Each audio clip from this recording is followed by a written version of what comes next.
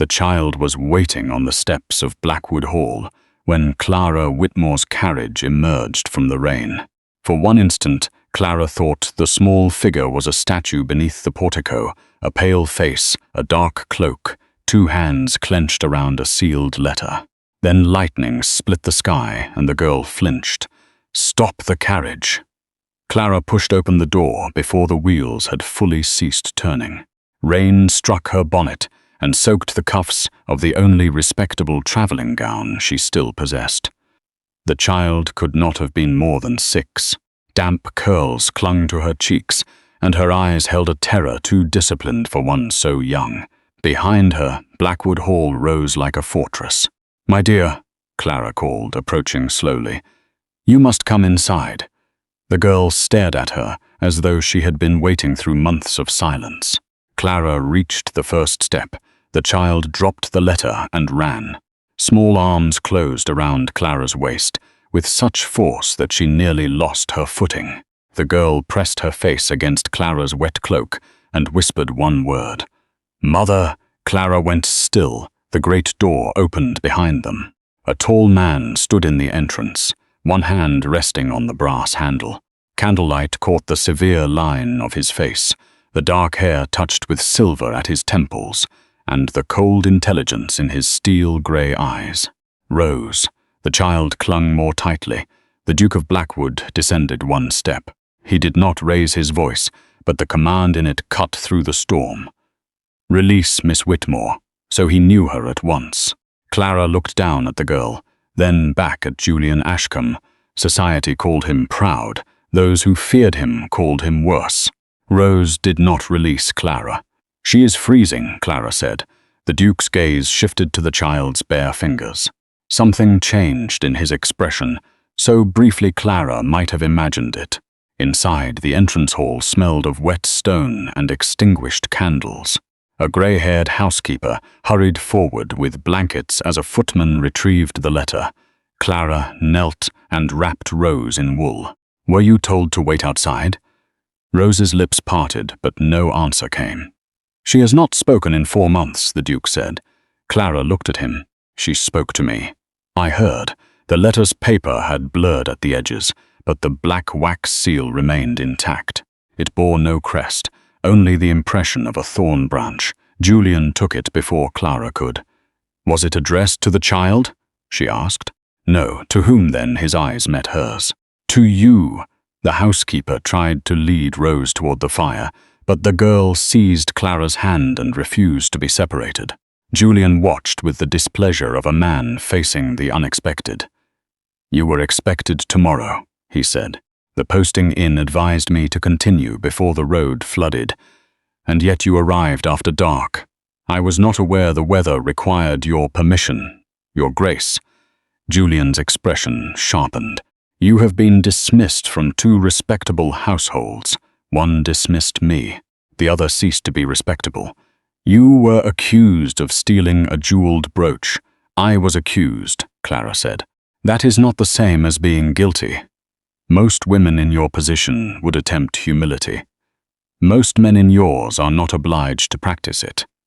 For the first time, the Duke appeared surprised. Rose moved closer to Clara. Julian broke the seal. Inside was a narrow strip of paper. He read it twice. The stillness in his face became more alarming than anger. "What does it say?" Clara asked. He held the message toward the firelight. "The witness has returned." A coldness unrelated to the storm settled over Clara's skin. "I do not understand. I believe you do. I assure you, Your Grace, I have never been to Blackwood Hall." "No," he said. "But your mother was." Clara felt Rose's fingers tighten around hers. "My mother served in several great houses before her marriage. She never spoke of this one. That silence may be the reason you are alive." Clara stared at him. "What precisely have you brought me here to do?" Julian folded the message and placed it inside his waistcoat. "You were not engaged merely to teach Lady Rose." His eyes moved briefly to the child, then returned to Clara. "You were brought to Blackwood Hall, Miss Whitmore, because 17 years ago your mother disappeared from this house carrying proof that could destroy my family." For several moments, Clara heard nothing but the rain striking the tall windows. Lady Rose remained pressed against her side, one small hand twisted into the folds of Clara's damp skirt. The child's silence had returned, but her eyes moved between Clara and the Duke, as though she understood far more than either of them wished her to know. "My mother did not disappear," Clara said at last. "She married, raised 2 children and died in a rented house in Bath." Julian's face did not alter. "She disappeared from Blackwood Hall," he replied. "What she did afterward is another matter." Clara rose slowly. "Then perhaps you should begin with the truth rather than with threats. I have not threatened you. You informed me that silence may be the reason I am alive. I struggle to imagine a more reassuring welcome." The housekeeper, who had been standing near the fire with a blanket over one arm, lowered her gaze. Julian noticed. "Mrs. Finch, take Lady Rose to the schoolroom." Rose's fingers tightened. "She does not wish to go," Clara said. "She cannot remain for this discussion. She has already been made part of it." Julian looked down at the child. For an instant, the command in his expression softened into something closer to exhaustion. "Rose," he said quietly. "Mrs. Finch will stay with you." The girl shook her head. Clara knelt again. "I will come to you presently." Rose studied her face as though weighing the promise. Then, with visible reluctance, she released Clara's dress and allowed Mrs. Finch to lead her away. At the entrance to the corridor, the child turned back. "Do not go." The 3 words were barely audible, yet they stopped everyone in the hall. Clara placed a hand over her heart. "I will not leave without speaking to you." Rose accepted this and disappeared with the housekeeper. Julian watched the empty corridor for a moment longer than necessary. "She trusts you," he said. "She does not know me." That has never prevented trust. It merely makes the consequence of betrayal worse. Before Clara could answer, a door opened beyond the staircase. An elderly gentleman entered, carrying a leather portfolio beneath one arm. He was thin, precisely dressed and entirely dry, as though the storm had no authority over him. "Miss Whitmore," Julian said. "This is Mr. Elias Vale, solicitor to the Ashcombe family." Mr. Vale bowed. "I regret that our first meeting must occur under such unusual circumstances. Unusual appears to be the preferred condition of this house." A flicker of amusement crossed the solicitor's face, but Julian turned toward the library. "Come." Clara disliked the order. She disliked even more the knowledge that she had little choice but to obey it. The library was warmer than the hall, though no more welcoming. Tall shelves disappeared into shadow, and a fire burned beneath the portrait of a stern man wearing the Blackwood signet ring. Mr. Vale placed his portfolio on a long table and removed a folded document.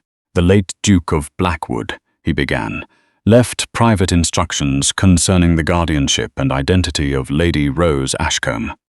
Clara looked at Julian. "Lady Rose is not your daughter. No, your sister, my ward."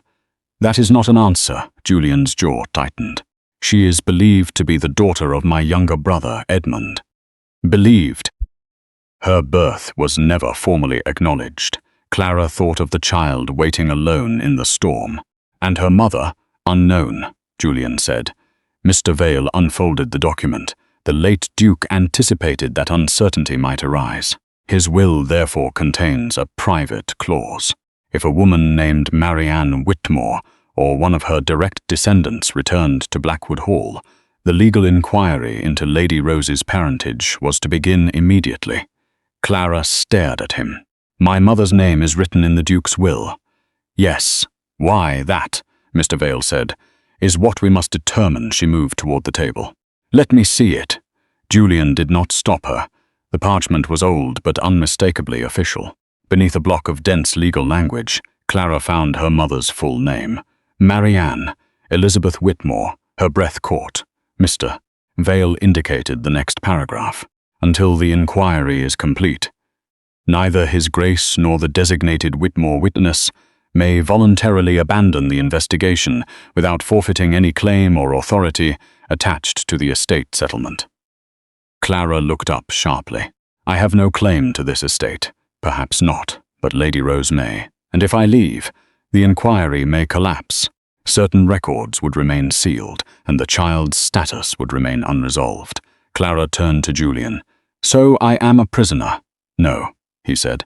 You are free to go, provided I am willing to abandon a 6-year-old child whose name your family refused to give her. His silence was answer enough. Clara walked to the fire, struggling to control her anger. You arranged this position. Yes. You knew who I was. Yes. You concealed the true reason for bringing me here. Yes. The lack of denial infuriated her more than an excuse would have done. Why should I trust you? You should not, Julian said. Not yet.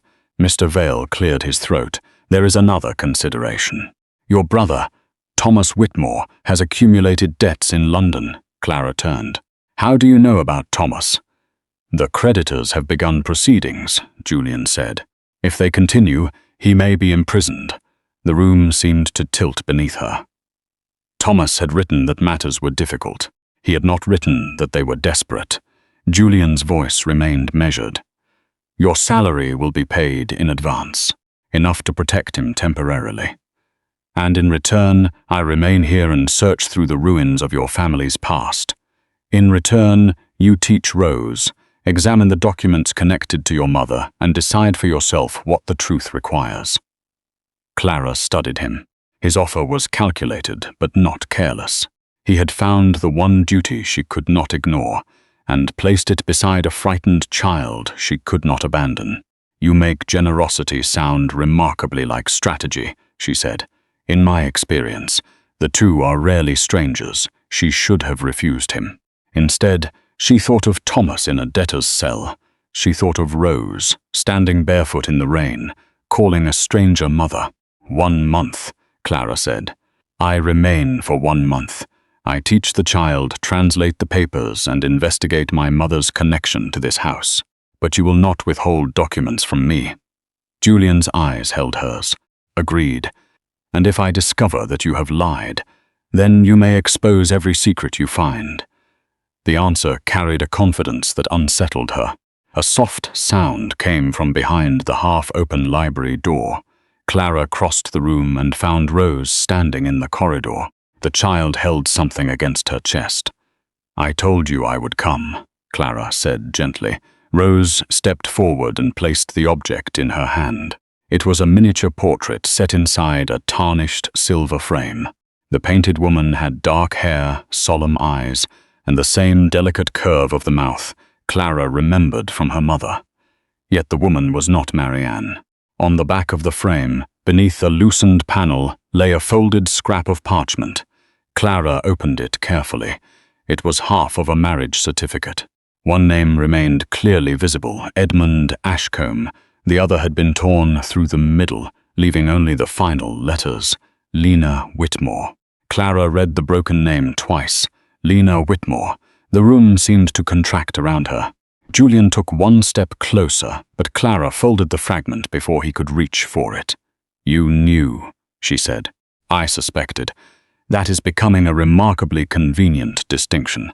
Mr. Vale moved nearer to the firelight. Miss Whitmore, may I examine the certificate? Clara hesitated, then handed him the parchment. The solicitor produced a small magnifying lens and studied the remaining seal. This is the Ashcombe private chapel mark, he said. The same seal used for marriages witnessed on family property before formal registration. Julian's attention remained on Clara.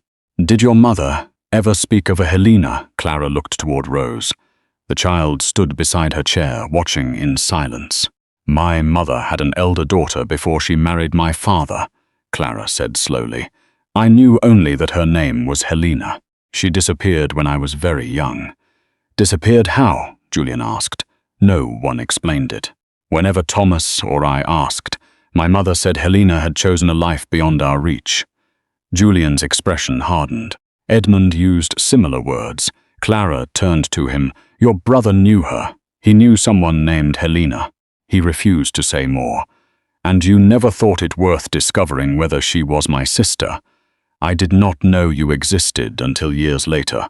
The reply was direct, but it did not soothe her. Mr. Vale returned the certificate. The missing half may contain the date, witnesses, and location. Without it, we cannot establish the marriage legally. Rose reached for the miniature. Clara gave it back to her. "Where did you find this?" The girl pressed the portrait to her chest. "In your room," Rose shook her head. "In the schoolroom," another small shake. Julian crouched so that he was nearer her height. "Rose, this is important." The child looked at him, then pointed toward the upper corridor. "The portrait gallery," Julian said. Rose nodded. Clara noticed that he did not praise or pressure her. He merely held out his hand. After a moment, Rose placed her fingers in his. The portrait gallery occupied the oldest wing of Blackwood Hall. Candle sconces cast uneven light over generations of Ashcombe faces, all painted with the same grave mouths and watchful eyes. Rose led them to a portrait near the end of the hall.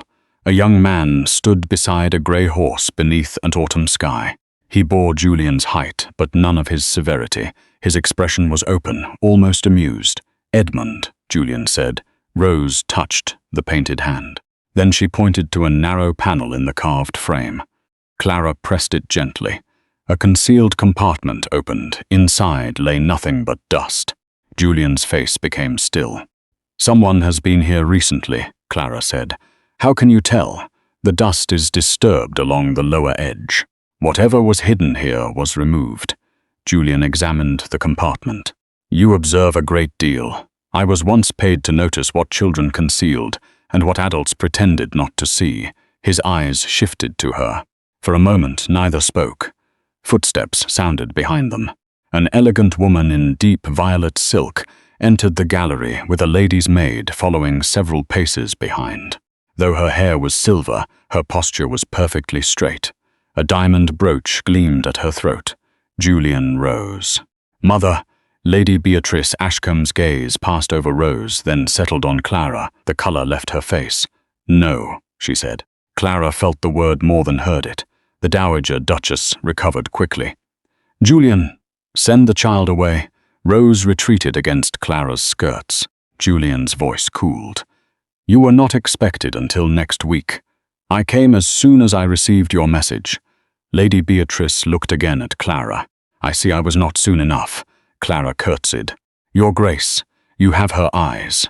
My mother's." The Dowager's hand tightened around the head of her cane. "You should not be here. That opinion has already been expressed with greater subtlety." Julian stepped between them slightly. "Miss Whitmore remains at Blackwood Hall under the authority of Father's will. Then the will must be challenged. It has already been witnessed." Lady Beatrice's composure cracked. "You do not understand what she will uncover." "No," Julian said, "because everyone who claims to understand has chosen silence." The Dowager turned on Clara. "You were dismissed for theft. I was falsely accused, so every disgraced woman says." Julian's reply came before Clara could speak. "Miss Whitmore's past is not under discussion." Lady Beatrice stared at her son. "You defend her already. I defend my decision." The words were cold, almost formal, but Clara felt their force. No one of Julian's rank had ever spoken for her publicly, even in a nearly empty gallery. The Dowager drew a slow breath. "You will regret bringing a Whitmore into this house." She turned and left, her maid hurrying after her. Rose waited until the footsteps faded. Then she looked up at Clara. "Do you remember her?" Clara asked. The child shook her head. "Do you remember the woman in the miniature?" Rose nodded. Clara knelt. "What was her name?" Rose opened the silver frame and touched the painted face. "Helena." The name echoed through the gallery. Julian closed his eyes briefly. Clara's heart began to pound. "What else do you remember?" Rose looked toward Edmund's portrait. Then, in a voice scarcely above a whisper, she said, "Papa told me to hide when Grandmama came." At the far end of the gallery, a door slammed. Julian crossed the gallery before Clara could rise. He opened the door at the far end, but the corridor beyond was empty. Only a candle burned in a wall bracket, its flame trembling in the draught. "Someone was listening," Clara said, "or wished us to believe so." He examined the floor, then the latch. There were no footprints on the polished boards, no fragment of fabric caught against the frame. Whoever had stood there knew the house well enough to vanish without being seen. Rose had begun to shake. Clara gathered the child into her arms. "We have asked enough of her." Julian looked at Rose's pale face and nodded. "Take her to the schoolroom. I shall speak to the servants." Clara turned away, but Rose caught Julian's sleeve. "Do not tell Grandmamma." The Duke went very still. "Why not?" Rose lowered her eyes. Clara felt the child's breathing quicken. "Not now," she said firmly. For once, Julian did not argue. The schoolroom occupied a warmer part of the east wing, with tall windows overlooking gardens drowned in mist. A small fire burned beneath the mantel, and wooden animals stood in an orderly row beside a stack of primers, Mrs. Finch brought warm milk, then remained near the door, while Clara removed Rose's damp shoes. "You knew Helena Whitmore," Clara said quietly. The housekeeper's hands tightened around the tray. "I knew many young women in this house." "You recognized the name." Mrs. Finch looked toward Rose. "Some truths should not be spoken before children. Children are often the ones most harmed by adult silence." The housekeeper's expression filled with old grief. Before she could answer, Julian entered carrying several leather-bound volumes. "Mrs. Finch, you may leave us." She hesitated, then curtsied and withdrew. Julian placed the books on the schoolroom table. "Estate accounts," he said.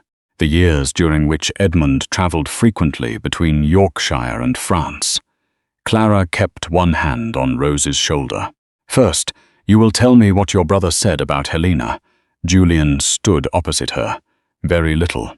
Edmund returned from the continent 7 years ago, and informed me that he had married." Clara's breath caught.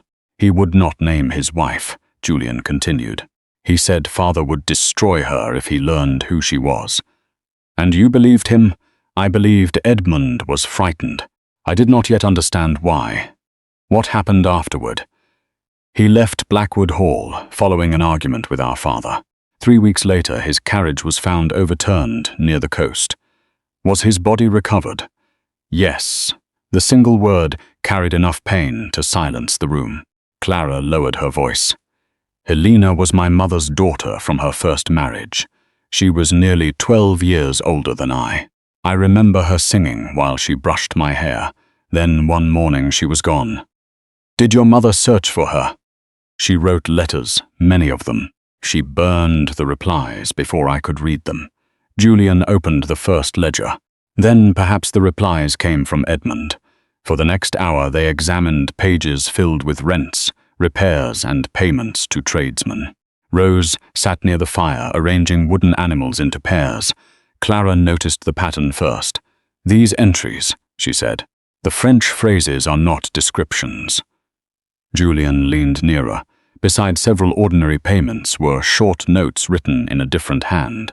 "La cloche avant l'aube, le jardin sans rose, l'enfant sous un autre nom." "The bell before dawn," Clara translated. "The garden without roses, the child beneath another name." Codes? Most likely locations or instructions. Julian turned another page.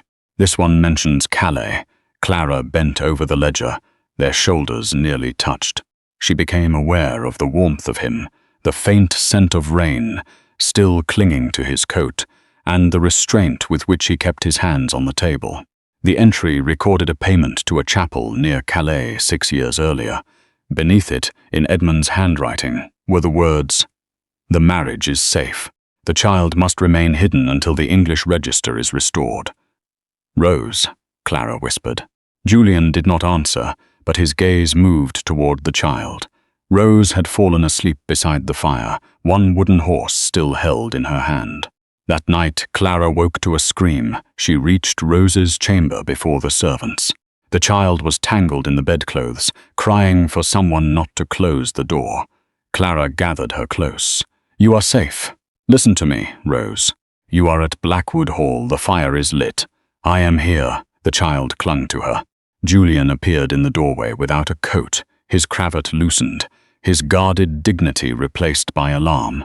He stopped when he saw Rose quiet beneath Clara's hand. "Does this happen often?" Clara asked. "Every night after Edmund died." "Less frequently now. You should have told me. I did not know whether you would remain." Clara looked at him over the child's head. "You cannot decide what another person deserves to know merely because you fear she may leave." The rebuke struck him. She saw it in the tightening of his mouth. "You are right," he said. It was the first apology he had offered, though he did not name it as one. After Rose fell asleep, Julian escorted Clara back to the schoolroom to collect the open ledgers. The fire had burned low. Clara turned another page. A clean strip of binding showed where a sheet had been cut away. Julian reached for the book. At the same moment, she did. Their fingers touched. Neither moved. His gaze lowered briefly to her mouth, and the controlled distance between them seemed to disappear. Then he withdrew his hand. Clara looked down at the damaged ledger. The missing page followed the Calais payment. Yes, it would have contained the child's registered name. Julian examined the cut edge. "This was not removed years ago," he said. "The parchment has not darkened." Clara felt a chill. "Then someone cut it out after learning I was coming." From the corridor came the faint scrape of a shoe against stone. Julian extinguished the lamp and moved toward the door. When he opened it, no one stood outside, but on the floor lay the missing corner of the ledger page. Only 3 words remained upon it. "Clara Whitmore must." Julian bent and lifted the torn scrap from the corridor floor. "Clara Whitmore must." The rest had been ripped away. For several seconds, neither of them spoke. The darkness beyond the schoolroom door seemed suddenly inhabited. Every recess of Blackwood Hall, capable of holding a listener. Julian stepped into the corridor and looked in both directions. But the house had returned to silence. "Someone wished us to find this," Clara said, "or wished us to understand how little remains." He carried the fragment back toward the lamp. The handwriting matched the notes in Edmund's ledger, but the ink was darker, less faded. "This was written later," Clara observed. Julian looked at her. "You are certain?"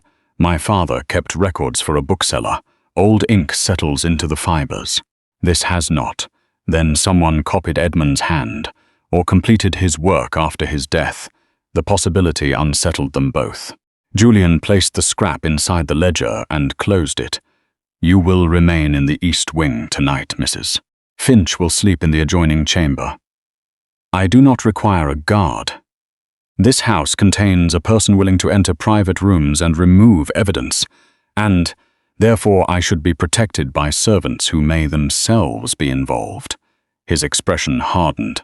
"You object to every precaution. I object to precautions that grant you control while giving me no information." Julian leaned one hand against the table. "You believe I enjoy this. I believe you are accustomed to deciding what others may know." Something in his face shifted, but before he could answer, the distant striking of a clock announced midnight. "Tomorrow," he said, "my mother's guests arrive." Clara stared at him. "Guests? A small house party. While someone is stealing legal evidence. My mother believes society is best reassured by silver, music, and witnesses, and you allow it? I have not yet discovered how to prevent the Dowager Duchess of Blackwood from inviting half of Yorkshire into her own drawing room." Clara almost smiled. Almost. By noon the following day, Blackwood Hall no longer resembled a house guarding a secret. Carriages rolled beneath the portico, servants carried trunks through the entrance, and laughter traveled beneath the chandeliers. Lady Beatrice had summoned enough aristocratic witnesses to create an appearance of perfect order. Clara understood the design immediately. A disgraced governess could investigate quietly in an isolated estate. She could not do so easily under the gaze of society. Mrs. Finch helped Clara dress in a simple gown of smoke blue wool. "Her Grace expects you to dine below," the housekeeper said. "That cannot be usual for a governess. Nothing in this house has been usual since you arrived." Rose stood near the mirror, holding a ribbon. "Blue," she said. Clara turned. The child lifted the ribbon toward Clara's hair. Mrs. Finch's eyes filled with cautious hope. "She has not chosen a lady's ribbon since her mother died." The words escaped before the housekeeper could stop them. Clara became still. "Her mother," Mrs. Finch lowered her head. "Forgive me. Was Helena here after Rose was born?" The housekeeper moved toward the door. "You should ask His Grace. I have, he answers only what cannot be denied." Mrs. Finch paused. "Then perhaps that is because every answer costs him something." She left before Clara could question her further. The drawing-room glittered with candlelight and concealed hostility. Lady Cecilia Harcourt stood beside the Dowager Duchess, tall and elegant in ivory silk. She was the daughter of a marquis and possessed the composed beauty of a woman who had never entered a room without being expected. Julian greeted Clara from across the room with the briefest inclination of his head. Cecilia followed his gaze. "Miss Whitmore," she said. "I believe I have heard your name." Lady Beatrice lifted her teacup. Clara curtsied. "That is possible. From Lady Wexford's household, was it not?" The room quieted without appearing to do so. "Yes." Cecilia's expression remained pleasant. "How unfortunate that your employment ended amid such confusion." "There was no confusion," Clara replied. "Only an accusation." Lady Beatrice set down her cup. "Society often finds the distinction unnecessary." Before Clara could answer, Julian crossed the room. "Then society may learn greater precision while under my roof." His tone was quiet, but Cecilia's smile faltered. At dinner, Rose refused the chair beside her grandmother and crossed the room to Clara instead. Lady Beatrice's mouth tightened. "The child must learn her place." "She appears to have chosen it," said a gentleman seated nearby. He was Lord Nathaniel Grey, a widowed younger son, with an easy manner and thoughtful eyes. Unlike the others, he addressed Clara without curiosity sharpened into cruelty. "You have worked a small miracle with Lady Rose," he said. "Children are not miracles to be performed, my lord. They speak when they believe someone will listen." Nathaniel smiled. "Then Blackwood Hall has been in need of you for some time." Across the table, Julian's knife touched his plate with a faint, precise sound. Later, Lady Beatrice ordered music in the ballroom. Rose was expected to demonstrate the steps of a country dance, but she froze when the guests formed a circle around her. Clara approached. "You need not dance for them," she whispered. "Only with me." Rose took her hand. Clara guided her through 2 careful steps before Julian appeared before them. "The turn is incorrect," he said. Clara looked up. "Then perhaps your grace should demonstrate." A dangerous challenge passed between them. Julian offered his hand. Clara placed hers in it. He drew her into the pattern with controlled ease. His palm was warm through her glove, his attention fixed on her face rather than their feet. The guests disappeared at the edges of her awareness. "You appear displeased," Clara murmured. "I dislike imprecision." Lord Nathaniel seemed precise enough. Julian's hand tightened almost imperceptibly at her waist. "I was not aware Grey's opinion had become essential to your comfort." Clara met his eyes. "It has not, yet he offers it without interrogation." The music ended. Julian released her too quickly. That night, Clara returned alone to the library. She opened the packet of Edmund's foreign letters Julian had left locked in the writing desk. One sheet contained nothing but ordinary references to weather, travel, and debts. Then she noticed her name written faintly along the margin. Clara Whitmore. Below it, in French, was a single warning. She must never be permitted to examine the register of her own birth. Clara heard the library door close behind her. Julian stood against it, his face unreadable. But he was not looking at the letter. He was looking at the key in her hand. Julian's gaze remained fixed on the small brass key in Clara's hand. For one suspended moment, neither of them moved. Then he crossed the library. That drawer was locked. So were the letters. You had no authority to open either. Clara folded the page carefully. "You promised not to withhold documents from me. I promised to give you access to material relevant to Rose." My own name appears in Edmund's correspondence. I should think that qualifies." Julian stopped on the opposite side of the desk.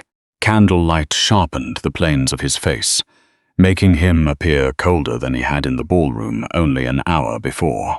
"How did you obtain the key?" "It was beneath the blotting paper." His expression darkened. "I did not leave it there. Then someone wished me to find the letter. That appears to be a growing habit in this house." Clara held out the page. "Translate it yourself. I already know what it says." The answer struck with greater force than she expected. "You have read it before." "Yes, and still you said nothing." "I had no proof that the warning concerned your legal birth record. It contains my name. Names can be copied. Letters can be forged." "Is that what you believe?" Julian did not answer immediately. Clara looked down at Edmund's cramped French handwriting. The letter began innocently enough. It referred to winter roads near Calais, the cost of passage, and a chapel clerk who had become frightened. Yet between those details ran another message, hidden through repeated phrases and deliberate errors. Clara returned to the desk. "There is more here." Julian's attention sharpened. She traced the lines with one finger. "Edmund uses the wrong gender for 3 nouns. He was educated too well for that to be accidental." She copied the incorrect words onto a blank sheet. "Birth, witness, Ashcombe." Julian came closer. Clara could feel the warmth of him beside her, though he maintained a careful distance. "The first letters of the following sentences," she said. Together they read them. "M.W. knows the truth. Marianne Whitmore," Clara whispered. Julian reached for another letter from the packet. "There are 6 written from France, and you never noticed the pattern." "I was searching for references to Edmund's marriage, not concealed grammar. That is the difficulty with searching only for the answer one expects." His gaze moved to her face. "You enjoy correcting me. I enjoy discovering that you are capable of being corrected." For the briefest instant, something nearly resembling amusement touched his mouth. It vanished when Clara opened the next letter. This one had been written by the late Duke of Blackwood. The hand was larger, more controlled than Edmund's. It was addressed to Monsieur Etienne Duval, an English legal agent living near Calais. Clara translated aloud. "You will locate the chapel register and remove all reference to the union witnessed there. The child's entry must be transferred beneath the name already agreed." Julian's hand tightened on the edge of the desk. Clara continued. "The Whitmore woman is not to be questioned. She is sentimental, and may yet be persuaded that silence protects her daughter." She stopped. "My mother. Yes, she knew Helena had married Edmund. It appears so." Clara forced herself to read the next lines. "If Marianne refuses, the younger child's record must also be addressed. There can be no surviving legal thread by which the Whitmore family may establish its connection to ours. The younger child." Clara's throat tightened. "That means me." Julian said nothing. She looked at him. "Why would my birth matter if Helena was Edmund's wife?" "Because your mother may have used your registration as evidence of her identity." Clara studied the letter again. A witness could be dismissed. A servant's testimony could be denied. But if Marianne Whitmore had signed Clara's birth register under the same full name she had used when witnessing another record, the documents would confirm one another. "My birth was the legal thread," Clara said. "Yes, the late Duke ordered it destroyed to erase Helena's marriage, and perhaps Rose's legitimacy." Clara lifted the page, but Julian placed his hand over the lower portion. "There is nothing more." His movement was too quick. She looked down. Beneath his fingers, half hidden by the torn edge, lay the beginning of another paragraph. "You are concealing it. The paper is damaged. Remove your hand." Clara. It was the first time he had spoken her Christian name. The sound of it was quiet, almost unwilling. For one dangerous instant, anger gave way to something far less manageable. Then Clara remembered the letter. "Remove your hand, Your Grace." Julian did so. The final paragraph was incomplete, but enough survived. J. must not be informed until the succession is secured. His loyalty to Edmund makes him unreliable. Clara looked at Julian. J, my name. Your father did not trust you. No, because you would have helped Edmund. Julian's face became unreadable again. I do not know what I would have done. You grieve him still. He was my brother, and yet you accepted the title after his death. A long silence followed. At the time I believed he had left no lawful wife and no acknowledged child. Clara thought of Rose asleep with a wooden horse in her hand. And now I believe my father built my inheritance upon a carefully arranged lie. The admission cost him. She heard it in the restraint of every word.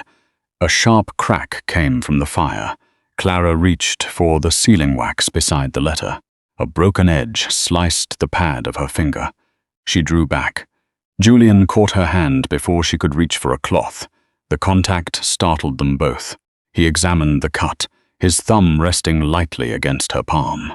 His expression changed as he looked at the small bead of blood, all command replaced by concentration. It is nothing, Clara said. You say that too easily, and you concern yourself too late. His gaze lifted to hers. They stood close enough that Clara could see the faint scar beside his left eyebrow and the fatigue he concealed from everyone else. Julian wrapped her finger in his handkerchief. Neither released the other immediately. The library seemed suddenly too quiet. His eyes lowered to her mouth. Clara's breath caught. Then footsteps sounded in the corridor. Julian let go at once. The door opened, and Mr. Vale entered, carrying another portfolio. Your Grace, I have received the papers from London. He placed them on the desk and withdrew a sealed document. Clara recognized the late Duke's hand before the wax had been broken. Julian did not reach for it. Mr. Vale looked between them. This was found among the instructions sent to Monsieur Duval. Clara opened the document herself. It contained no coded language, no cautious references, and no attempt at mercy. Remove the registration of Clara Marianne Whitmore. Destroy all copies. No record of her birth must survive. At the bottom, beside the late Duke's signature, someone had added a later notation. The subject has been located. Blackwood has been informed. Clara read it once. Then she looked at Julian. The notation was dated 3 months earlier, before he had offered her the position, before he had paid her brother's debts, before she had ever arrived at Blackwood Hall. You knew, she said. Julian did not deny it. Clara stepped away from him, the handkerchief still wrapped around her finger. You knew they had tried to erase my birth before you brought me here. You knew they had tried to erase my birth before you brought me here. Julian did not move. The fire cracked behind him, throwing brief light across the hard planes of his face. Clara waited for denial, explanation, anything that might lessen the weight of the document between them. Instead, he said, yes, the simplicity of the answer wounded her more than another evasion. How long? 3 months. And during those 3 months, you investigated my brother, paid his creditors, and arranged for me to lose every reasonable excuse to refuse your employment. I did not arrange your dismissal, but you benefited from it. His jaw tightened. I brought you here because someone had begun searching for the records before I understood why. You brought me here because I was useful. At first. The words left the room painfully quiet. Clara looked at him. And what am I now? Julian's restraint faltered. For one instant she saw the answer before he concealed it. That is not a question I can answer while you are dependent upon my household. Her anger sharpened. How honorable of you to discover principles after arranging my circumstances, Mr. Vale lowered his gaze and quietly withdrew, closing the library door behind him. Julian remained beside the desk. There is another set of papers. Clara laughed without humor. Of course there is. Edmund kept a hunting lodge on the northern boundary. My father ordered it, sealed after his death. A former groom reported seeing Lady Beatrice's maid near it 2 nights ago. Your mother, I do not yet know, and you intend to search it now, before whatever remains is removed. Clara folded the document and placed it inside her reticule. Julian watched her. "You are not coming. You have withheld every truth until it became impossible to conceal. I will not remain here while you decide which part of my life I may examine next. The road is unsafe. So is this house." An hour later, they left Blackwood Hall beneath a sky heavy with rain. Mrs. Finch protested. Mr. Vale advised delay. Lady Beatrice sent word that Julian was expected at dinner. He ignored them all. The carriage climbed through blackened moorland, while wind bent the heather almost flat. Clara sat opposite Julian, the silence between them broken only by the wheels striking ruts. At last he said, "I paid Thomas's creditors because they had begun using your name to pressure him. You might have told me. He begged me not to. You knew my brother before I did. I knew his fear. That is not the same thing." Clara turned toward the rain-streaked window. "You protect people by leaving them ignorant. It has kept some of them alive, and cost others the right to choose." He had no answer. The road narrowed near a stand of ancient pines. A sudden crack sounded beneath the carriage, followed by a violent lurch. Clara was thrown sideways. Julian caught her before she struck the door. For one breath, she was held against him, one of his arms firm around her waist. His face was inches from hers. Then the carriage settled at an angle. Julian released her immediately. The driver called down that the rear axle had split. The lodge stood less than half a mile away, but the carriage could not continue until morning. They reached it on foot through driving rain. The hunting lodge was little more than a stone cottage surrounded by trees. Inside, dust covered the furniture, and cold air moved through cracks in the shutters. Julian found dry wood and lit a fire. Clara removed her wet cloak and stood beside the hearth while he forced open a locked cabinet built into the wall. The metal edge caught his palm. "You are bleeding," she said. "It is shallow. You say that too easily." His eyes met hers, recognizing his own words from the library. Clara took a linen cloth from her traveling bag and cleaned the cut. Julian stood motionless while she wrapped his hand. "You loved Edmund," she said. He looked toward the fire. "He was everything I was not." He laughed easily. "He trusted people. My father called those qualities weakness." "What did Edmund accuse him of?" Julian's voice became quiet. "He said our father had stolen another man's life and called it inheritance." Clara's hands stilled. "I believed he meant money," Julian continued, "or property. 3 weeks later, he was dead. Father forbade his name at dinner, removed his portraits from the main rooms, and told me duty required silence. And you obeyed." "Yes." The admission carried no defense. "I have obeyed dead men for most of my life, Clara. I am no longer certain whether that is loyalty or cowardice." She finished tying the bandage. "You are searching now, years too late. Late truth is still truth." Julian looked down at her hand resting against his. The air between them changed. His uninjured hand rose, stopping just before her cheek. Clara did not step away. He bent toward her. The space between their mouths narrowed until she could feel his breath. Then Julian closed his eyes and withdrew. "No," Clara's heart struck painfully against her ribs. "No, you are employed by me. Your brother's safety depends partly upon my money. Your future may depend upon evidence I control." His voice was strained now, stripped of command. "I will not ask you to mistake gratitude, fear, or necessity for desire." Clara stared at him. "And if it is none of those?" Julian looked at her with an emotion more dangerous than hunger. "Then I must hope you still feel it when you are free to leave." He turned back to the cabinet.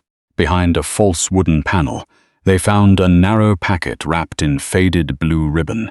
The first pages were ordinary household accounts. Beneath them lay an unfinished letter addressed to Marianne Whitmore. Clara recognized Helena's hand from the notes her mother had once kept in a locked box. She read aloud. "Dearest Mama, Edmund has placed Rose under Julian's protection, though Julian does not yet know who she truly is. If anything happens to us, you must tell him. He is proud, but he is not like his father. Clara swallowed and continued. The danger is no longer the old Duke alone. Lady Beatrice knows of the marriage. She knows Rose is Edmund's lawful daughter. And she knows what became of Edmund on the coastal road. A floorboard creaked in the room behind them. Julian extinguished the candle. Someone was standing on the other side of the lodge door. Julian moved silently toward the door. Clara held Helena's letter against her chest, scarcely daring to breathe. The fire had fallen low, leaving the room in darkness except for the thin grey light beneath the threshold. The latch shifted. Julian opened the door with sudden force. An elderly man stumbled forward, one hand raised in alarm. Rain streamed from the brim of his hat. "Your Grace," Julian did not relax. "Mr. Hargreaves." The estate gamekeeper glanced from Julian to Clara, and then toward the opened cabinet. "Mrs. Finch sent me." The carriage driver reached the lower road and reported the accident. "She feared you might be stranded. You approached without calling out. I saw another horse tied beyond the trees." Julian's expression changed. "Whose?" "No saddle mark I recognized. It was gone before I reached the door. Someone had followed them." Clara looked at Helena's letter. "We cannot leave this here." Julian gathered the papers, wrapped them again in the faded ribbon, and placed them inside his coat. The rain weakened shortly before dawn. Hargreaves had brought 2 horses, and by mid-morning they returned to Blackwood Hall. Lady Beatrice was waiting in the entrance hall. Her gaze dropped first to Julian's bandaged hand, and then to Clara's damp gown. "You have spent the night alone together." "The carriage axle broke," Julian said. "The ton will find the explanation charming. The ton is not presently standing in my entrance hall." "No, lady," Beatrice replied, "but 3 of its most industrious messengers are having breakfast beneath your roof." Clara felt the danger immediately. A ruined governess found alone overnight with an unmarried duke would not be granted the mercy of circumstance. Julian turned to Mrs. Finch. "See that Miss Whitmore is given breakfast in the schoolroom." Lady Beatrice smiled faintly, still issuing orders in the belief that they can restore what has already been observed. Julian's voice cooled. "Enough." Rose appeared at the top of the stairs. She ran down before anyone could stop her and threw her arms around Clara. The warmth of the child's relief steadied something inside Clara that had begun to fracture. "I returned," Clara whispered. Rose nodded against her. Julian looked at them together. His face remained controlled, but Clara saw the exhaustion beneath it and remembered the words he had spoken in the lodge. "I must hope you still feel it when you are free to leave." For one dangerous moment she believed him. That belief did not survive the afternoon. A letter arrived from Thomas. Clara opened it in the schoolroom, while Rose copied French words beside the fire. "My dearest Clara, I have learned that my debts were settled nearly 3 months ago. The creditor has finally admitted that the money came through the Duke of Blackwood's solicitor. I had believed the arrangement temporary and anonymous. Forgive me, His Grace made me promise not to burden you with the truth. 3 months before Julian had offered her the position. Before he claimed the will had forced their connection. Before she had known Rose existed." Clara read the letter again, each line tightening around her like a net. A servant appeared at the door. "The Dowager Duchess requests your presence in her sitting room." Lady Beatrice received Clara alone. Her traveling cases stood open near the bed, half packed with gowns and papers. The Dowager sat beside the window, a sealed bundle resting across her knees. "You know about your brother now," she said. Clara remained standing. "His Grace paid the debts. He purchased your gratitude. He concealed the payment, because generosity is most useful when discovered at the proper moment." Clara's anger rose. "What do you want from me?" "To prevent you from mistaking manipulation for devotion." Lady Beatrice opened the bundle. The first document was a letter from Lady Wexford's steward, dated 4 months earlier. It requested information concerning Clara's habits, finances, and family obligations. The reply had been sent to Blackwood Hall. A second letter recorded Thomas's creditors. A third contained a copy of the advertisement for the governess position, prepared weeks before Lady Wexford accused Clara of theft. Clara felt the blood drain from her face. "Julian knew you would require employment," Lady Beatrice said. "He knew your brother was desperate. He knew the will could not compel you unless you were made willing to come. You arranged my disgrace." The dowager's expression did not change. "Can you prove that?" "The stolen brooch appeared in my room. Someone placed it there. Perhaps. Yet Julian never questioned the accusation when he first investigated you. He told me he believed I was innocent. After you became useful." Clara looked at the letters again. Julian had gathered every weakness in her life and arranged them before him like pieces upon a chessboard. "Why show me this?" "Because you are beginning to look at my son as Helena once looked at Edmund." "And how was that?" "As though love could make an Ashcombe free." For the first time, grief moved beneath Lady Beatrice's composure. "You believe Julian different from his father," she continued. "Perhaps he is. But he still brought you here without the truth. He still used your brother to secure your obedience. He still possesses every document capable of proving who you are." Clara folded Thomas's letter. "You fear what I may discover. I fear what discovery will do to him." And to Rose, the dowager's silence answered too clearly. Clara left the sitting room and found Julian in the portrait gallery. He stood before Edmund's painting, with Helena's letter open in his hand. "You paid Thomas's debts," she said. Julian turned. "Yes, months before I came here. Yes, you investigated my dismissal before it occurred." His face hardened. "Who showed you those papers?" "Your mother. She selected what would condemn me. Then give me what absolves you." Julian looked toward Edmund's portrait. "I cannot." The answer broke the last fragile thread of trust between them. "Because there is nothing," Clara said. "Because the truth belongs partly to Thomas. You always have a noble reason for silence. I promised your brother, and you promised me access to the truth." Julian stepped closer. "I did not arrange the theft, but you allowed me to believe our meeting was chance, then necessity, then duty. Was any part of it real?" His composure faltered. "What I feel for you is real." Clara's eyes burned. "You do not have the right to speak of feeling when every choice placed before me was designed by you." "I was trying to protect Rose." "No. You were trying to control the truth before it controlled you." Julian went still.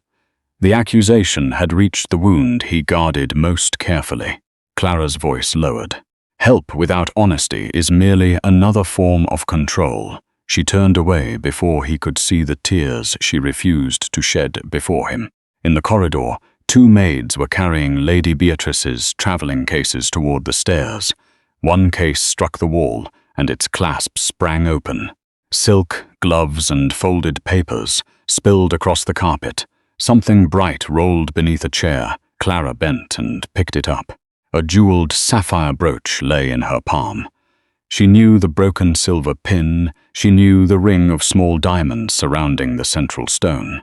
It was the brooch found in her chamber at Lady Wexford's house, the object that had destroyed her name. Clara slowly looked toward the dowager's open door. Lady Beatrice stood upon the threshold, staring at the jewel in Clara's hand. Lady Beatrice did not attempt to deny recognition.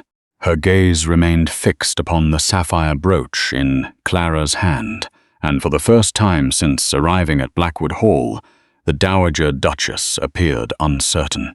One of the maids dropped to her knees to gather the scattered clothing. "Leave us," Lady Beatrice said. The servants fled without looking up. Clara closed her fingers around the jewel. "How did this come into your possession?" "It was returned to me." "By whom?" "That is not a question you have the authority to ask." Clara felt something inside her become very calm. "This brooch was placed among my belongings. It destroyed my employment, my reputation, and every prospect I possessed. "You will answer me." Lady Beatrice stepped into the corridor and closed the door behind her. I arranged for Lady Wexford to discover it. The admission carried no remorse. Clara stared at her. "You had me branded a thief. I required you to remain far from Blackwood Hall. Then why arrange matters so that Julian could bring me here? I did not expect him to find you so quickly." Clara understood then. Julian had not caused her ruin. He had discovered it and used the opportunity rather than exposing its architect. The distinction did not absolve him. "Why were you afraid of me?" "Because Marianne Whitmore left this house with documents she had no right to possess.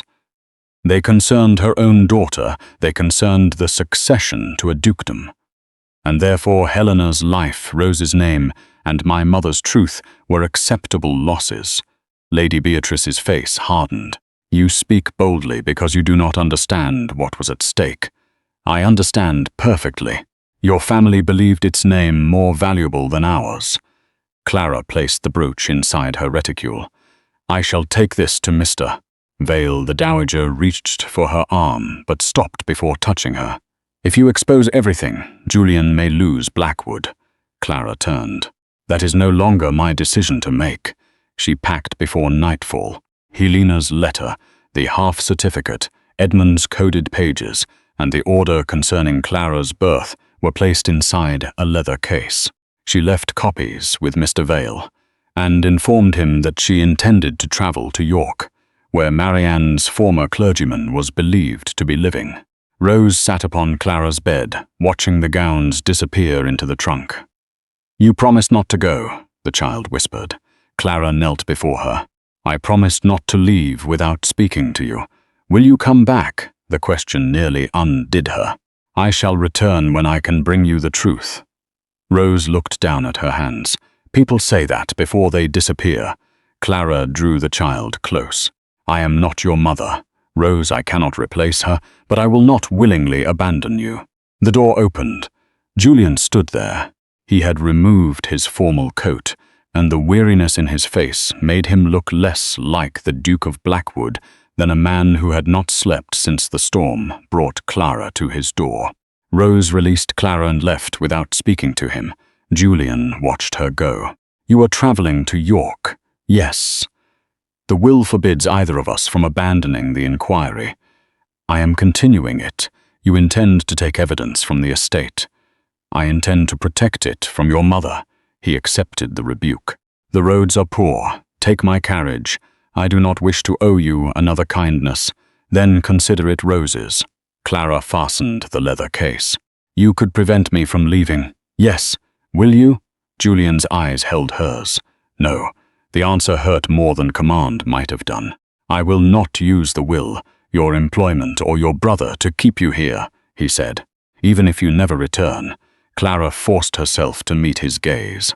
"You should have trusted me before trust became the only thing you could no longer purchase." "I know." No excuse followed. Julian stepped aside and allowed her to pass. The next morning Clara left Blackwood Hall beneath a pale, rainless sky. She did not look back until the carriage reached the end of the drive. Julian stood alone beneath the portico. York was crowded, cold and indifferent. Clara found the Reverend Samuel Hart in a narrow house behind the old church of St. Jude. He was nearly 80, with clouded eyes, and a memory that sharpened at the mention of Marianne Whitmore. "She came to me, carrying 2 registers," he said. "One from England, one copied from a chapel in France. Did one record Helena's marriage?" "Yes." The other recorded 2 births. Clara leaned forward. "Mine. Yours was one. And the other." The clergyman rose slowly and removed a ledger from a locked cabinet. "The birth of Edmund Ashcombe." Clara stared at him. "Edmund was born before Julian, before Lady Beatrice married the late Duke."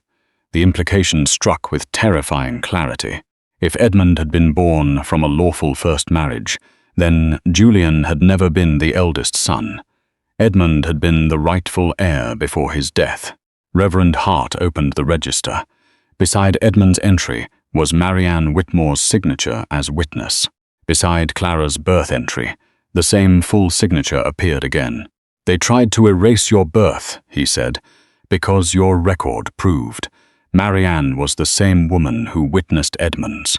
At Blackwood Hall, Julian faced his mother in the portrait gallery. Lady Beatrice stood beneath Edmund's painting, her hands folded over the head of her cane. "You arranged the theft," Julian said. "I arranged Clara Whitmore's removal. You destroyed an innocent woman.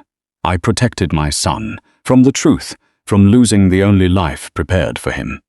Julian's voice became dangerously quiet. "Did you know Edmund was the lawful heir?" Lady Beatrice looked up at the portrait. "I knew enough to understand that if the records survived, your father's second marriage would be examined, Edmund's claim would be restored, and everything promised to you would become uncertain. And his death. I did not cause the carriage to leave the road. That is not what Helena wrote." The dowager's composure cracked. "I sent men to retrieve the papers. Edmund fled before they arrived. The storm took the carriage. You pursued him. I tried to stop a scandal. You frightened my brother onto a road that killed him." Lady Beatrice's eyes filled, though no tears fell. "I chose you." Julian looked at her with something colder than hatred. "You never asked whether I wished to be chosen at that price." In York, Clara was copying the register when urgent knocking sounded below. The housekeeper brought her a messenger's note bearing the Blackwood seal. Clara broke it open. The message contained only one sentence. "Lady Rose is missing from Blackwood Hall." Clara returned to Blackwood Hall after sunset. The eastern windows blazed with candlelight, and a line of carriages crowded the drive. Music drifted through the rain, elegant and bright, as though no child had vanished, and no family stood upon the edge of ruin. Reverend Hart sat opposite Clara in the carriage, guarding the copied register beneath his coat. "They are holding a ball," he said. Clara looked toward the illuminated house. "Lady Beatrice is holding a defense." The front doors opened before the carriage stopped. Julian descended the steps without a cloak. For one instant, the Duke she had left behind disappeared. He looked like a man who had been searching without rest, his hair damp, his cravat loosened, and his controlled expression stripped to fear. "Where is Rose?" Clara asked as soon as she stepped down. "We have searched every chamber, corridor, and outbuilding." "Since when?" "Shortly before 6. Her maid found the schoolroom empty." "And your mother continued with the ball?" "She refused to dismiss the guests. She believes any interruption would confirm that something is wrong." "Something?" Julian's gaze moved to Reverend Hart and the leather ledger in his hands. "You found the register?" "Yes," Clara said, "but Rose first." Julian gave orders for the Reverend to be taken to the library with Mr. Vale. Then he followed Clara through the entrance hall. The house was filled with guests in silk and jewels. Servants moved between them, carrying wine, while whispered speculation traveled faster than the music. Lady Beatrice stood beneath the ballroom chandeliers beside Lady Cecilia Harcourt. When she saw Clara, she went pale. "Miss Whitmore," the dowager said, "you were not invited. Neither was the truth. Yet it has arrived." Several nearby conversations stopped. Lady Cecilia's eyes moved between Clara and Julian. "Has something happened?" "Lady Rose is missing," Clara said. Lady Beatrice's cane struck the floor. "The child is hiding. There is no cause for public alarm." "You knew?" "I know Rose's habits." Julian turned toward his mother. "You told me she had left the house." "I said she could not be found." Clara stared at the dowager. The message had been designed to bring her back. Lady Beatrice had not taken Rose, but she had used the child's absence as bait. "Where did Rose hide when she was frightened before I arrived?" Clara asked Julian. His face changed. "The portrait gallery. They left the ballroom without explanation." Clara lifted her skirts and hurried up the staircase, Julian close behind her. The music continued below, but the sound weakened as they entered the old wing. The portrait gallery lay in darkness. "Rose," Clara called. There was no answer. Julian reached for a lamp, but Clara stopped him. "She will not respond if she believes she is being pursued." She moved slowly along the portraits. "You are not in trouble, Rose.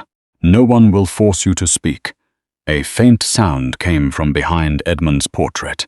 Clara pressed the carved panel beside the frame. The hidden compartment was too small for a child, but the wooden section beneath it shifted when she touched it. Julian pulled the lower panel open. Rose sat inside the narrow space, her knees drawn to her chest. She wore the white dress prepared for the ball and held Helena's miniature in one hand. Clara knelt. "My dear, everyone has been searching for you." Rose's face was wet with tears. "Grandmama said you would never come back." Clara's heart tightened. "Grandmama was wrong," she said. "Uncle Julian would marry Lady Cecilia and send me away." Julian crouched beside Clara.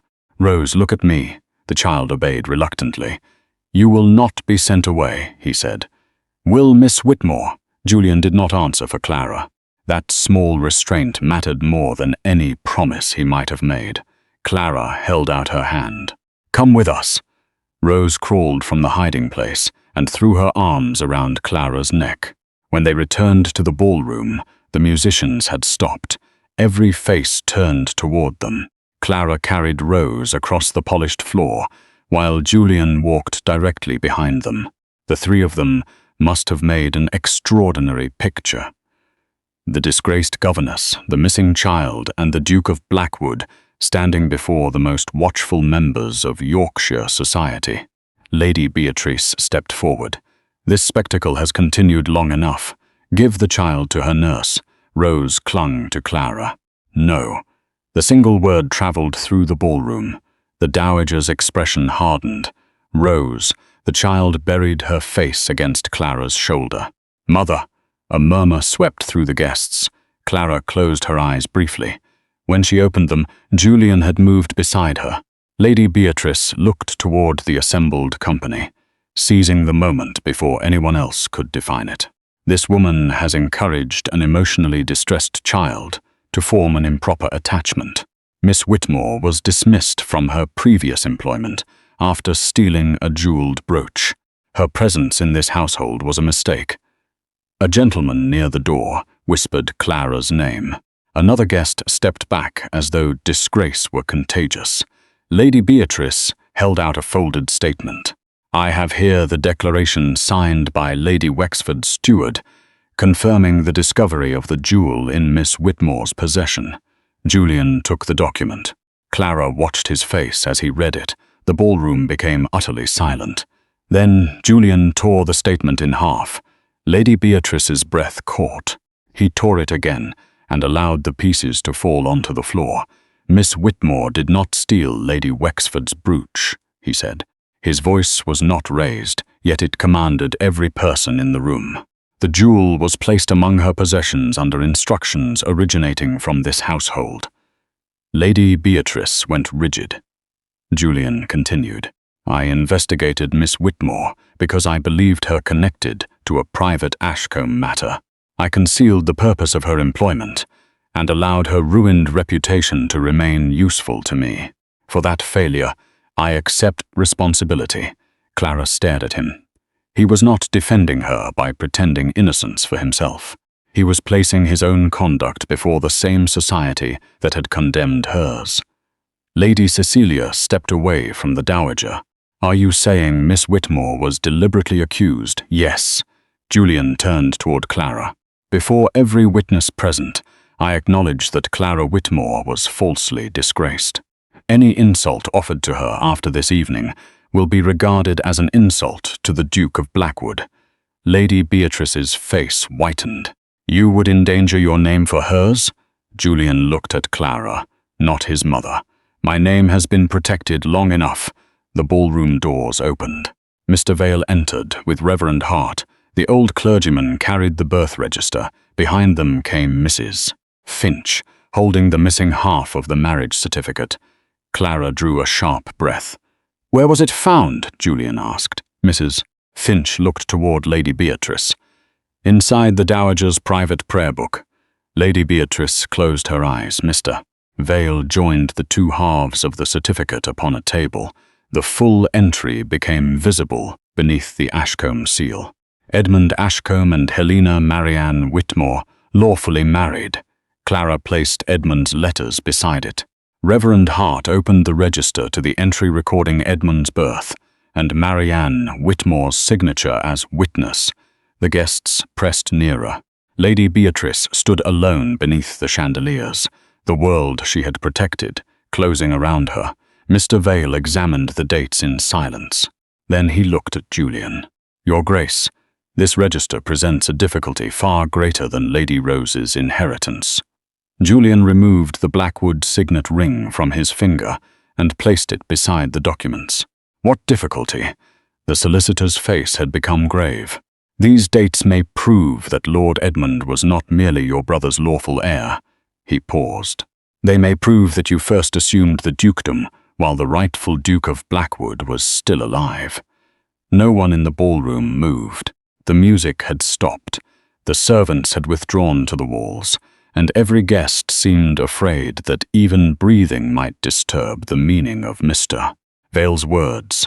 Julian stood beside the table, his signet ring resting upon the marriage certificate. "Explain," he said. Mr. Vale turned the register so the witnesses nearest him could see the dates. Edmund Ashcombe was born 11 months before the late Duke's marriage to Lady Beatrice.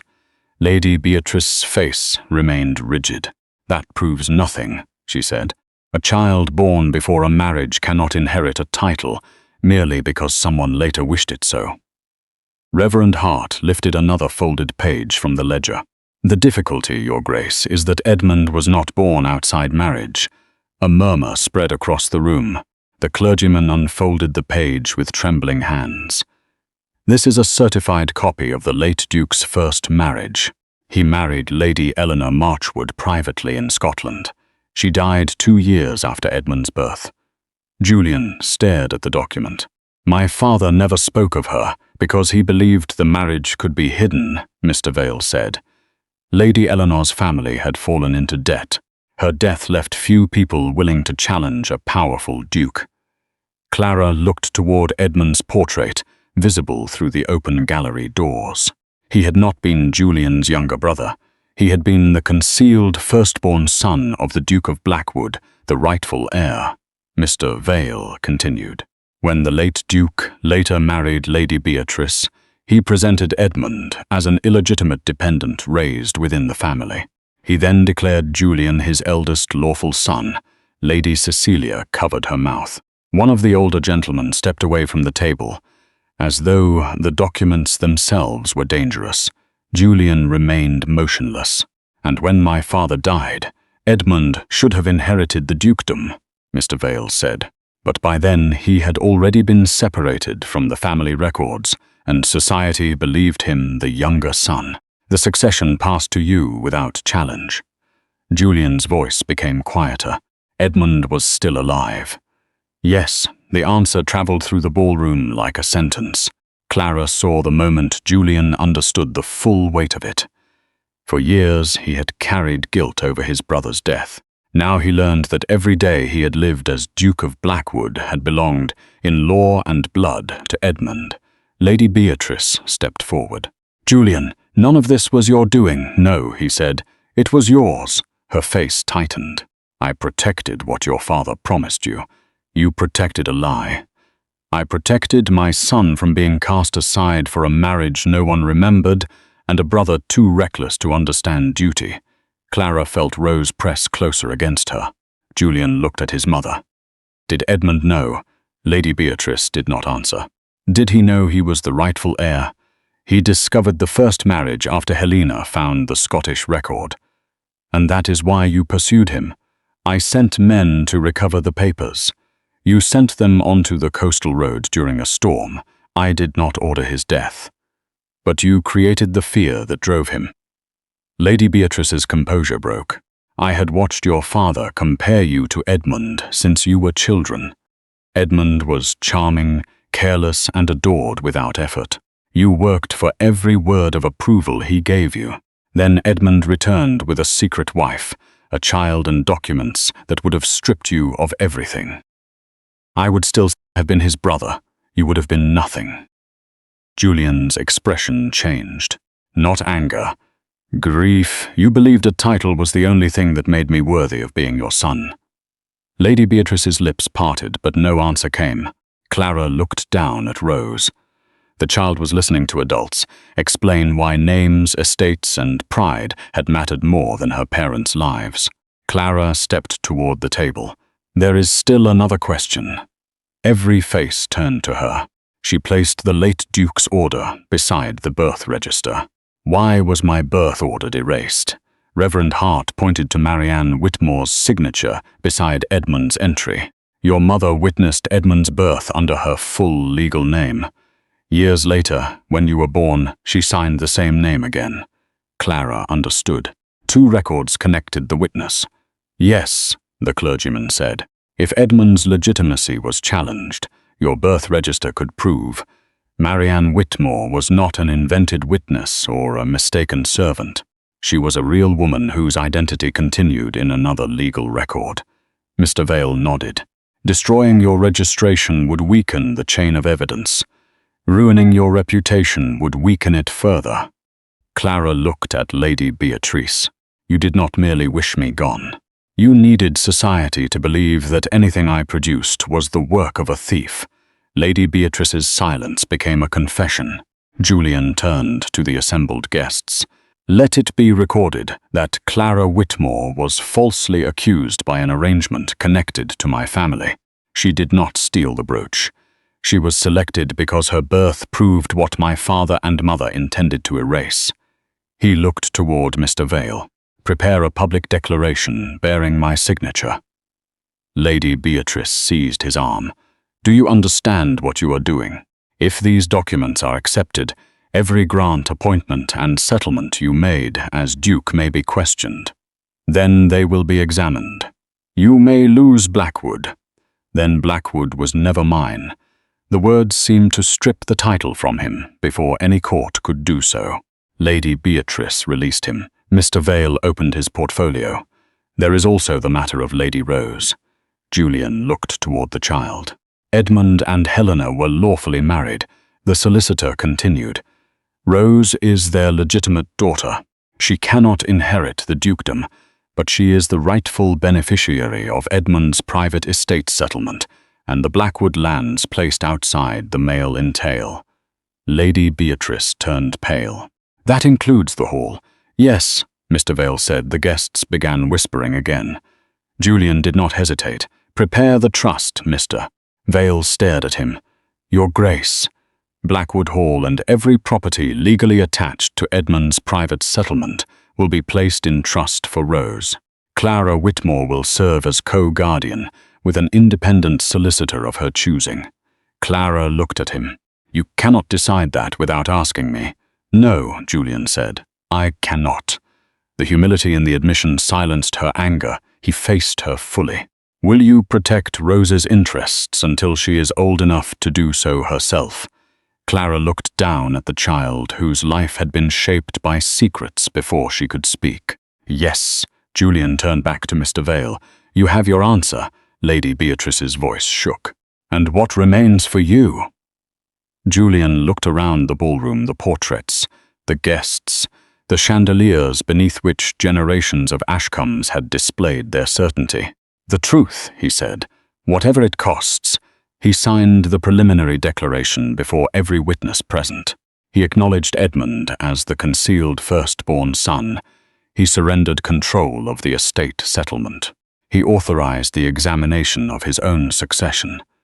When the final page had been witnessed, the ballroom slowly emptied. The guests departed without music, carrying scandal toward London before dawn. Lady Beatrice left alone. Rose went upstairs with Mrs. Finch, holding Helena's miniature against her heart. Clara found Julian in the portrait gallery. He stood before Edmund's painting with the Blackwood signet ring in his palm. You have done what he wanted, Clara said. No, I have done what I should have done years ago. You did not know. I knew my father feared the truth. I chose not to ask why. He turned toward her. Without the ring, without the audience, and without the certainty of his title, he looked more exposed than she had ever seen him. I brought you here because I needed evidence, he said. I paid Thomas's debts because I feared you would refuse. I concealed the truth because control was the only form of protection I understood. Clara said nothing. Julian closed his fingers around the ring. I love you. The words were quiet, without performance or command. But I will not ask you to remain because Rose needs you, because your brother owes me, or because my name can shelter yours. He placed the ring upon the ledge, beneath Edmund's portrait.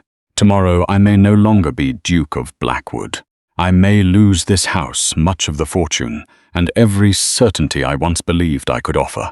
His gaze held hers, filled with devotion and fear in equal measure. So I will not offer you promises built upon a title that may never have been mine. Clara's heart ached, but she did not move toward him. Not yet. Julian stepped back and gave her the freedom he should have given from the beginning. If you leave now, he said, no door in this house will be closed against you.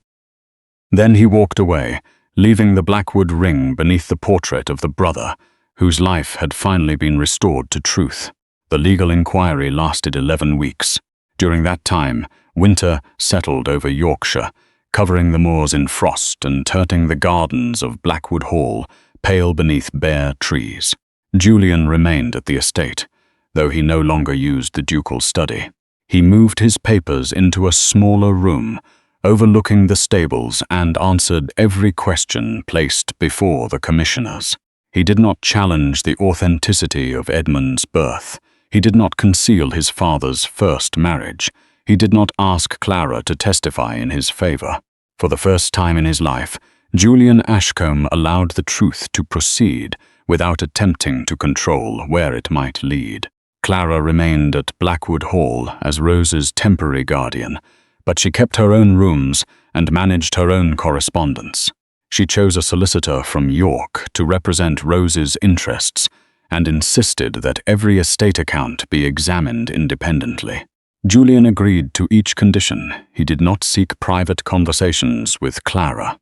He did not remind her of what he had confessed in the portrait gallery. He merely treated her choices as though they belonged to her. That restraint changed something between them more deeply than any declaration could have done. Thomas arrived before Christmas. He looked thinner than Clara remembered and carried himself with the shame of a man who had relied too long upon another person's protection. I should have told you about the debts, he said. Yes, and about the Duke. Yes. Thomas looked down. I believed silence would spare you. Clara thought of Julian, Edmund, Helena, and Marianne. Silence rarely spares the person kept inside it. Thomas accepted no further money from Julian. With Clara's help, he found work in the office of Reverend Hart's solicitor and began repaying what remained of his obligations. Lady Beatrice withdrew to the Dower House. She made no public defense of her actions. A written confession was delivered to Lady Wexford, acknowledging that the sapphire brooch had been planted under her instructions. Lady Wexford published a formal retraction. It did not restore every invitation Clara had lost, nor erase every whisper that had followed her through drawing rooms, but it gave her something more valuable than society's sudden kindness. It gave her name back to her. Lady Celia Harcourt also wrote publicly in Clara's defense. She had ended all expectation of marriage to Julian before leaving Blackwood Hall. Her final letter to him contained only one personal sentence. A woman should never be asked to marry a man whose heart has already chosen courage elsewhere.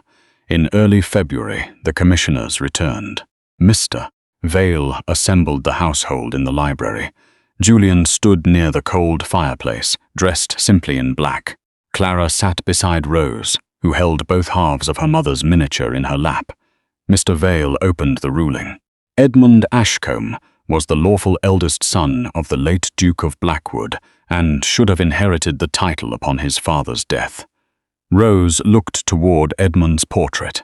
However, the solicitor continued, the dukedom descends through the legitimate male line. Lord Edmund left no surviving son. Upon his death, the title passed lawfully to his next legitimate brother. The room remained silent, Mr. Vale turned to Julian. "You are therefore confirmed as Duke of Blackwood." Julian did not appear relieved. "And the estate?" The private Blackwood lands, including this hall, were held separately from the ducal entail. "They belong to the trust established for Lady Rose." Julian inclined his head. "Then the matter is settled." Mr. Vale almost smiled. "Not entirely. The trust permits Lady Rose and her guardians to grant residence to members of the family." Rose immediately looked at Clara. "I want Uncle Julian to stay." A faint warmth entered Julian's expression. "That decision will require the consent of your guardians." Rose turned toward Clara. Clara folded her hands. "I believe the estate would benefit from a duke who has finally learned to ask permission." Julian met her gaze. "May I remain at Blackwood Hall?" For the present, he accepted even that limited answer with quiet gratitude. Spring arrived slowly. Rose began speaking without fear. She returned to the schoolroom, learned to read Edmund's letters, and planted white roses beneath her mother's window. Clara established a small school for the daughters of estate workers, using part of her guardian's allowance and refusing Julian's offer to fund it privately. Instead, he persuaded the trustees to make the school an official estate responsibility. He gave Clara the authority to choose its teachers and manage its accounts. One evening in April, Clara found him in the restored family chapel. The missing marriage certificate had been placed beneath glass beside a new memorial bearing Edmund and Helena's names. Julian stood before it without his coat, the Blackwood signet ring once again upon his hand. "I wondered when you would wear it again," Clara said. He looked down at the ring. For months, it felt like stolen property. And now it reminds me that inheritance is not innocence. It is responsibility. Clara stepped closer. Julian watched her carefully, as though even hope required permission. "I once told you I had nothing certain to offer," he said. "You offered the truth. After denying it to you repeatedly, you also offered me the freedom to leave, and you remained." For Rose, his expression fell almost imperceptibly. Clara allowed the silence to continue before adding, "At first." Julian looked at her. She removed a folded paper from her pocket. It was not a marriage settlement prepared by his solicitor. It was one she had written herself. "My conditions," she said. Julian accepted it. Clara would retain control of her own income. She would remain Rose's legal guardian. She would continue managing the school. No family decision affecting Rose would be concealed in the name of protection. At the bottom was one final condition. Neither husband nor wife shall mistake love for ownership. Julian read it twice. Then he looked at her with an emotion so open that the powerful Duke of Blackwood seemed, for once, entirely defenseless. "Are you proposing to me, Miss Whitmore?" "I am establishing terms. That sounds considerably less romantic. You may refuse." He folded the paper and placed it over his heart. "I have refused enough happiness for one lifetime." Julian took her hand but did not pull her closer. "Clara Whitmore, will you marry me without debt, command, obligation, or fear?" She looked at the man who had once arranged every circumstance around her, because he did not know how to trust what he could not control. Now he stood before her, offering no title as persuasion and no child as leverage, only himself. "Yes," she said. Freely, they married in the estate chapel. 6 weeks later, there was no grand London audience. Reverend Hart performed the ceremony before Rose, Thomas, Mrs. Finch, Mr. Vale, and a small gathering of estate families. When Julian placed the ring upon Clara's finger, he did not promise to protect her from every truth. He promised never again to protect himself by hiding one from her. Afterward, they walked into the gardens beneath a clear spring sky. Rose ran ahead between the newly opened flowers, then returned and slipped one hand into Julian's and the other into Clara's. "Mama?" she said. Clara stopped. Rose looked up anxiously. "May I call you that?" Clara knelt until they were eye to eye. "You had a mother who loved you very much. Nothing will erase her. I know, and I cannot take Helena's place." Rose nodded solemnly. But if Mama is the name you wish to give me, I shall treasure it." The child threw her arms around Clara. Julian stood beside them, his eyes bright with emotion he no longer attempted to conceal. Beyond the gardens, Blackwood Hall rose against the morning light. It no longer belonged to a duke guarding a perfect inheritance. It belonged to a child whose name had been restored, a woman society had failed to erase, and a family learning that truth did not destroy a home. It made one possible. Thank you for listening to Clara and Julian's story. Julian nearly lost his title, his fortune, and the respect of society when he chose to reveal the truth his family had buried. Do you believe love is proven by what we are willing to protect or by what we are willing to surrender? Share your thoughts in the comments. And if you enjoy emotional Regency romances filled with family secrets, courageous women and powerful men forced to choose between duty and love, please subscribe and join us for the next story.